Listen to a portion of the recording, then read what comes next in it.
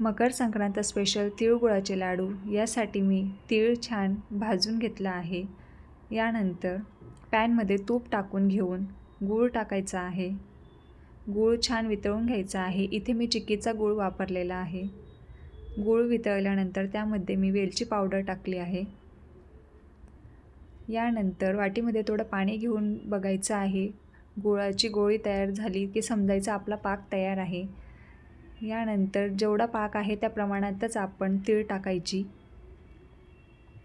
थोडं परतून घ्यायचं। यानंतर हे सारण लाडू बांधण्यासाठी तयार आहे। या पद्धतीने लाडू बांधून घ्यायचे आहेत। आता ह्याच सारणाचं मी तुम्हाला वडी कशी बनवायची ते दाखवत आहे।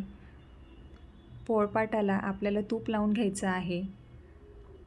यानंतर तिळाचं सारण घेऊन त्याला आपल्याला थोडं पाण्याचा हात लावून घ्यायचा आहे, जेणेकरून आपली वडी चिकटणार नाही। आणि ते सारण गरम आहे तोवरच आपल्याला लाटायचं आहे आणि गरम असतानाच त्याच्या वड्याही पाडायच्या आहेत। हे बघा, अशा पद्धतीने वड्या पाडून घेऊया। याच सारणाचा तुम्ही तीळपापड बनवू शकता। त्यालाही सेम असंच आपल्याला लाटून घ्यायचं आहे।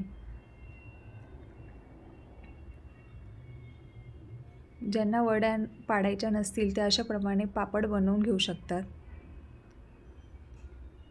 तुम्ही बघू शकतात। अशाच प्रकारे तुम्ही पण लाडू, वडी आणि पापड बनवून बघा आणि कमेंटमध्ये येऊन मला नक्की कळवा कसं झालं आहे। Please like and subscribe my channel.